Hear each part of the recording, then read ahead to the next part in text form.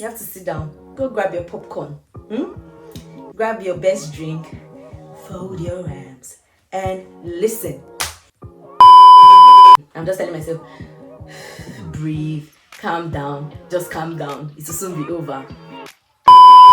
And then the worst part of it all, ladies and gentlemen, was that I almost lost my arm on this particular outing. Did I tell you I was ready for marriage at that point? Did I tell you? Who told you I was even interested in marriage? What made you think, like, the audacity of you to believe that this girl just wants to marry?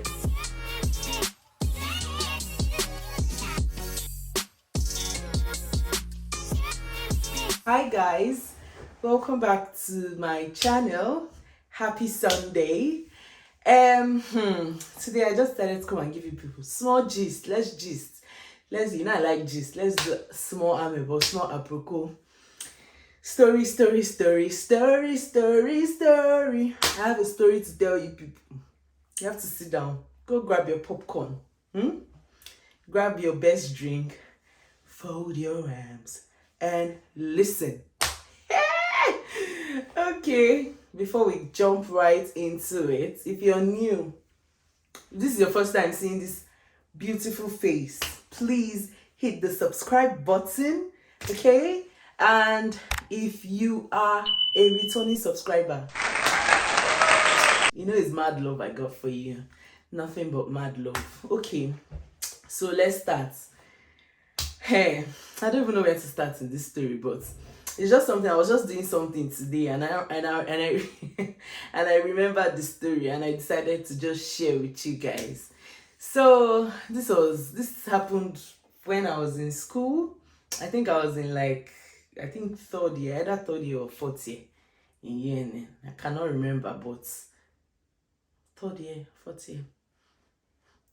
Okay, let's leave it at third year.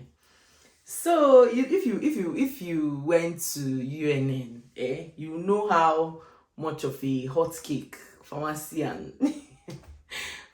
medical students are, like all those men from Onitsha, our brothers from Onitsha, main market, head bridge boys, how they used to come and line up in front of our hostels, looking for wife that will take over their drug business and all of that, or the ones that don't even have drug business, looking for somebody that they will pluck so that the person can manage. Anyways, I digress. So let me get back to what I was saying. So I was in third year then, and then it was the norm for people, my class girls, and okay, then it was I don't know why I'm blushing too much. Okay, then it was the normal for like people to indicate interest in any pharmacy girl or whatever that they like, and they will now come park in front of the hostel, and then you just come down or go on a date with the person. If you like the person, you continue your life. You never can tell. Yeah. So on this very bright day, somebody told me that okay, he has given my number to one guy like that. And in my head, when he said that, in my head I'm like, oh, okay, all right. I wasn't so, because like I'm not really a big fan of all of that, but this person I'm talking about, I'm trying so hard not to disclose the person, but this person was like way older than me, and someone that was I looked up to the person. I'm just trying not to give away details.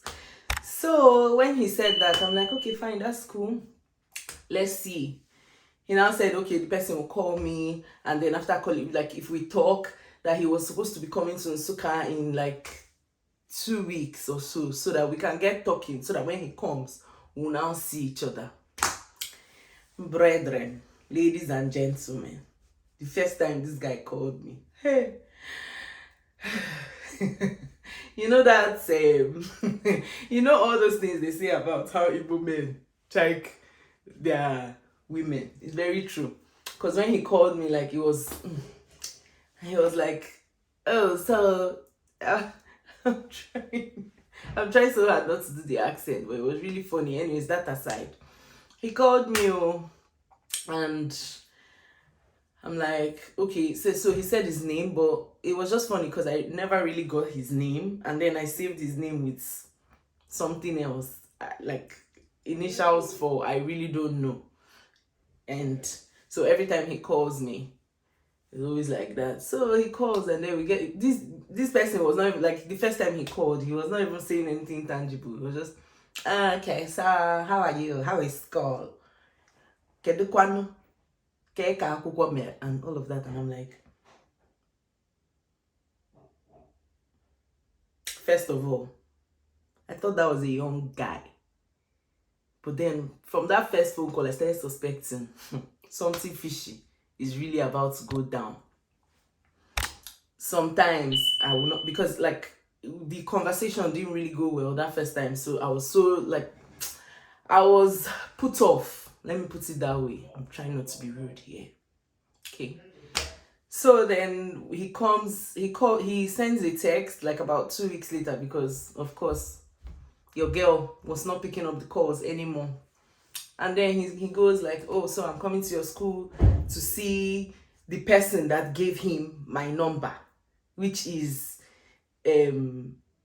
somebody that's like, okay, let me put it this way. I didn't want to be in a situation where I would disrespect the person that gave him my number by not collecting the number, or sorry, by not taking his calls, or by not, like, do you get? I just didn't want to disrespect the person, so that I'll not enter trouble in school. Just let's leave it at that. So he calls and he's like, oh, so I'm coming to see that person next week, and I hope we get to see. And in my head, I'm like, oh, okay, no problem. And then even the person told me that, oh, okay, so his friend is coming in, and then would like to see me, blah, blah, blah. I'm like, okay, no problem. So when this person tells me his friend is coming, I'm like, okay, fine, suit yourself, whatever. My real plan was to just like ghost, because I'm not about that life. Do you understand? I can find me my own man. I don't need you giving my Igbo brothers my number. I'm just kidding. But like, I wasn't just feeling the whole pee, and I didn't want to disrespect anybody before they put hair. I was just trying to avoid a messy situation.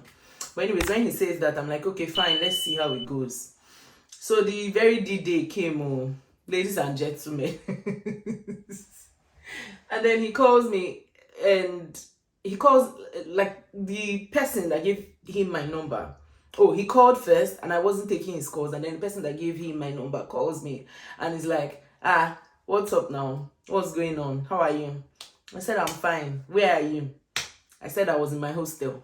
Okay, so my friend is around, is in town, and then we have plans. Let's just go to somewhere and just chill. I'm rolling my eyes, like in my head, I'm like, okay. And then he says, so if you went to Nsukka, I don't know, you know La Vie. La Vie is like this place where they do point and kill, fresh fish, pepper soup, all of that. So when he said that, I'm like, okay, he was the one that suggested. He said, let's go to La Vie and just chill. I'm like, okay, no problem. Because I was not interested in all of that, please, I cannot come, and I just wanted to go. Let it be that, okay, I went, so that, like, at the end of the day, if I decide that, no, I'm not doing this, if I block the guy, I'll just blame it on the fact that, oh, I had seen the person, and I did not have any interest in going further.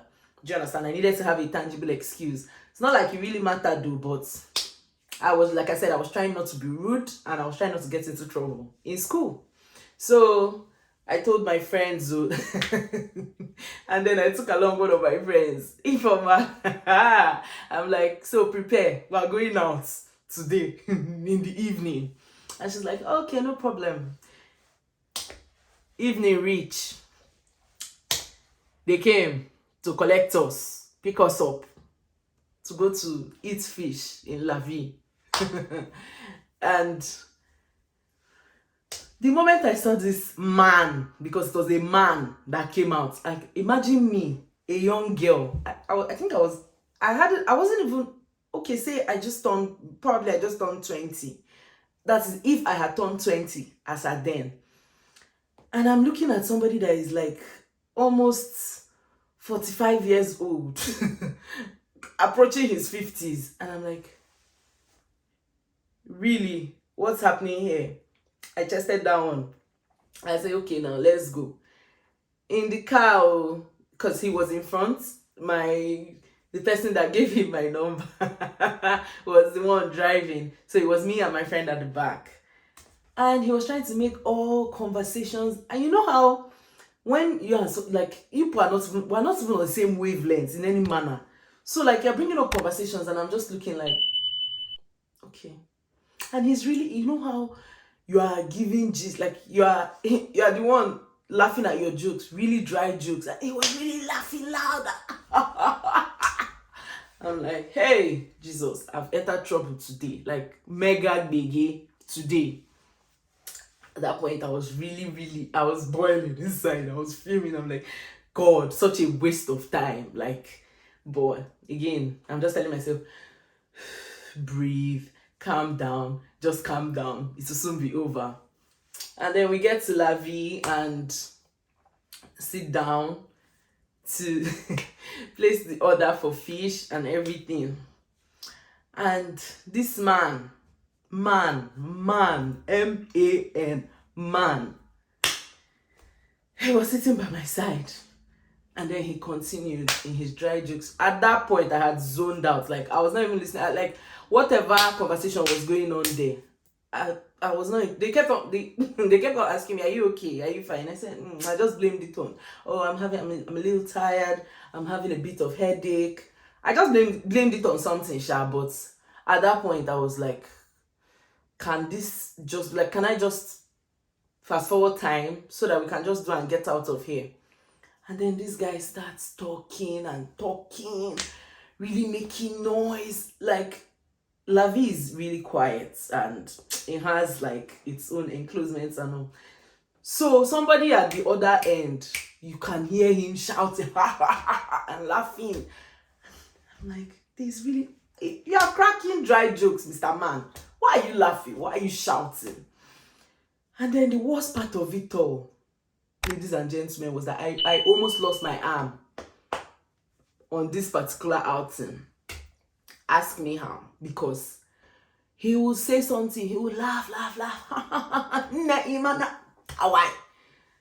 The first time he did it, I'm like, what just happened? Hello? I'm confused. What's going on? And then he would talk like,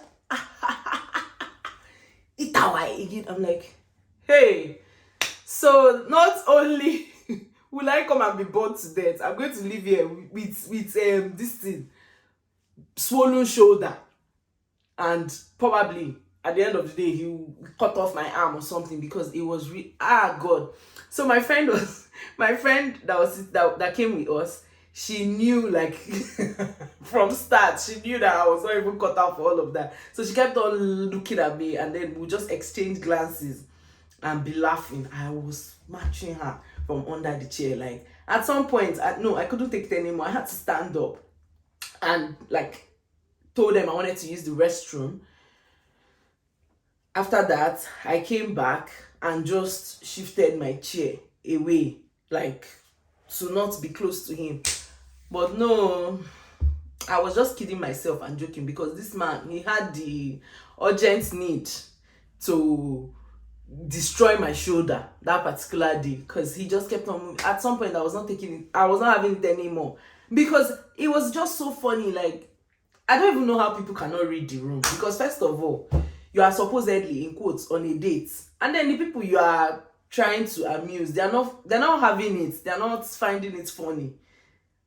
And can't you just read the room and say, oh, okay, I can see you guys are tired, let's take you back to your hostels? But no, you just kept on and on saying rubbish, cracking dry jokes, laughing, and trying to kill me in the process. At some point, I'm like, no, I cannot continue to do this to myself. I said, please, you guys, I'm having a very, very bad headache. I need to go back to the hostel. I think that day was Saturday, so I just blamed it on church. I'm like, oh, I have to be like I have to go for 6 a.m. mass. I need to sleep. You know, I just cooked up something, Sha. Ladies and gentlemen, from the moment I cooked up that something, it still took another like 10-15 minutes before we eventually left the place, because apparently these men were just enjoying their own company. And I mean, I'm not trying to throw shades or anything, but I just feel like at that point we were too young for all of that. Like, probably somebody closer to his age would have maybe understood the jokes, and you know, but please, I was just a small girl. I was just focused on living the baby girl life, and then you're coming to tell me that, oh, so you, God, really, did I tell you I was ready for marriage at that point? Did I tell you? Who told you I was even interested in marriage? What made you think, like, the audacity of you to believe that this girl just wants to marry? Did they write it on my forehead? So it was just really, at the end of the day, we went back to the hostel. They dropped us back in the hostel. And then, as I was leaving that car, I deleted, not only that, I deleted, I blocked the number. And when we go back to the hostel, I was just telling my friend that, in fact, I didn't even tell her anything, because she knew that I really went through a lot in that place.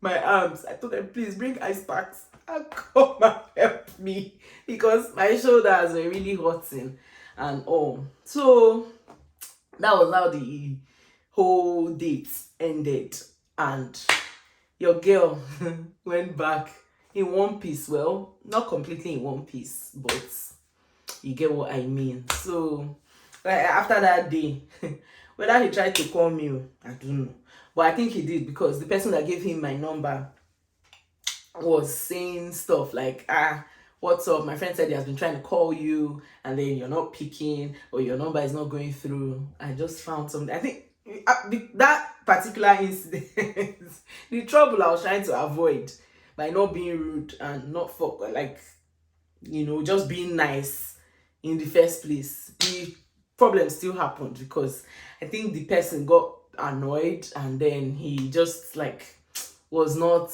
you know, so pleasant to me again. But that's it though, guys. That's story of how I escaped with my arms and my shoulders intact. Please leave me your comments in the comment section below. Tell me if you've ever had like any similar experience, or if you've ever had any funny story or something like that. Okay, thank you very much for watching this video. We've come to the end of this video. I promised you guys it was going to be short, and yes, it was short. And also you could let me know, tell me your own story, share with me your experiences as well.